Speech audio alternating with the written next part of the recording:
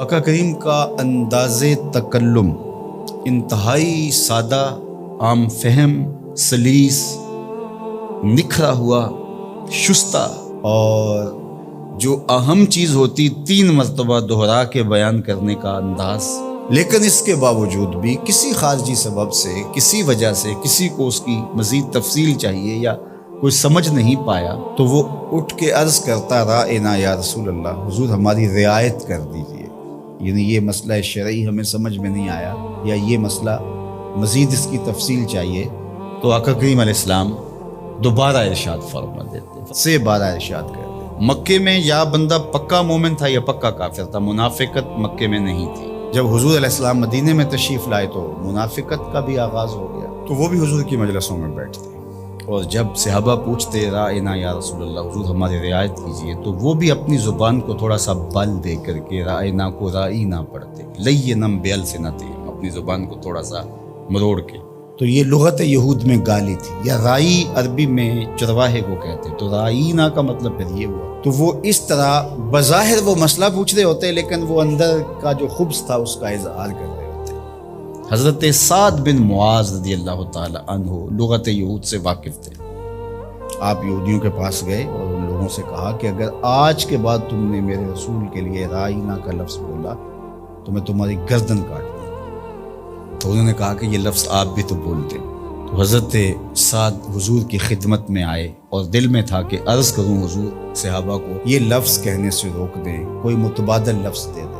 قبل اس سے کہ یہ آ کے عرض کرتے جبریل پہلے پہنچ گئے تھے کہ یا ایھا الذین آمنوا لا تقولوا رائنا، اے ایمان والو میرے نبی کے لیے رائنا کا لفظ نہیں بولو۔ تمہاری نیت ٹھیک، تمہارا لہجہ اچھا، تمہارے رواں رواں سے عقیدت پھوٹ رہی ہے، تمہاری آنکھیں حیا سے جھکی ہوتی ہیں جب رائنا کہہ رہے، تمہارے دل کشکول بنے ہوتے ہیں جب رائنا کہہ رہے ہوتے، عقیدتوں کے سانچے میں ڈھلے ہوتے ہو تم یہ لفظ بولتے ہوئے، لیکن یہ وہ لفظ ہے جس کے پہلو میں کھڑے ہو کے میرے نبی کی اہانت کا امکان پایا۔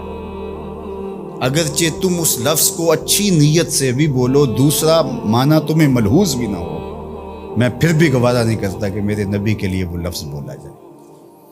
آج کے بعد تم نے میرے نبی علیہ السلام کے لیے رائنا کا لفظ نہیں بولنا۔ مالک کوئی اور لفظ بولیں گے تو لوگ اس لفظ کو بھی اپنے مفہوم کے لیے اور اپنے خبث باطن کے لیے استعمال کرنے لگ جائیں گے۔ تو کہا نہیں، اس کا متبادل ایسا لفظ دے رہا ہوں، قیامت تو آ سکتی ہے، کسی منافق کی بولی نہیں ہو سکتی۔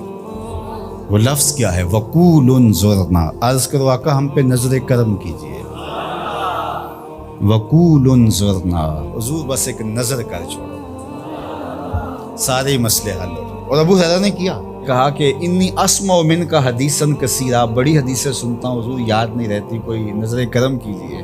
فرمایا ابسط رداک یا ابا، اچھا پھر چادر بچھاؤ۔ تو انہوں نے چادر بچھائی تو حضور نے ایسے فضا سے کچھ لیا اور ایسے ڈال دیا، کہا اس کو سمیٹو اور سینے سے جوڑ لو، کہا اس کے بعد میں نہیں کبھی بھولا۔ یہ ہے وہ انظرنا کا حقیقی مفہوم۔ تو اللہ اس لفظ کو بھی گوارا نہیں کرتا۔ یہ محبوب علیہ السلام کی چوکھٹ کا ادب ہے کہ جو ایسا ذو معنی لفظ ہو، اس کا ایک معنی صحیح ہو، ایک معنی اس کا غلط ہو، بولنے والا صحیح لفظ صحیح نیت سے بول رہا ہو تو کہا نہیں، میرے محبوب کے لیے یہ لفظ تھا۔ اللہ اکبر۔ تو یہ حضور کا ادب ہے جو حضور کے حقوق میں سے ہے۔ ادب کو ملحوظ رکھنے والوں نے تو کمال ہی کر دی۔ حضرت صائب بن یزید دیکھیے، وہ فرماتے ہیں کہ مسجد نبوی تھی اور میں ایک کونے میں بیٹھا تھا تو کسی نے مجھے کنکر مارا، میں نے جدھر سے کنکر آیا ادھر پلٹ کے دیکھا تو وہ حضرت عمر تھے رضی اللہ تعالیٰ عنہ۔ تو میں اٹھ کے ان کے پاس چلا گیا تو وہ فرمانے لگے وہ جو 2 لوگ باتیں کر رہے ہیں ان کو ذرا بلا کے لاؤ۔ تو میں گیا اور ان کو بلا کے حضرت عمر کے پاس لے گیا۔ تو حضرت عمر نے ان سے پوچھا تم کہاں کے رہنے والے؟ انہوں نے کہا جی طائف کے رہنے والے۔ تو حضرت عمر فرمانے لگے تم اگر اس شہر کے رہنے والے ہوتے میں تمہیں سزا دیتا، تم بلند آواز سے بول رہے ہو، جانتے نہیں یہ مسجد رسول اللہ کی ادب سکھایا، تمہاری آواز بھی اونچی نہیں ہونی چاہیے۔ اور یہ حضور کی حیات طیبہ میں بھی اور روضہ رسول پر بھی یہ ادب امت کے اوپر لازم ہے۔ مجھے بڑا دکھ ہوتا ہے جب وہاں جا کے لوگ بدتمیزیاں کرتے ہیں۔ لے سانس بھی آہستہ کے دربار نبی، یہ حضور کی چوکھٹ ہے۔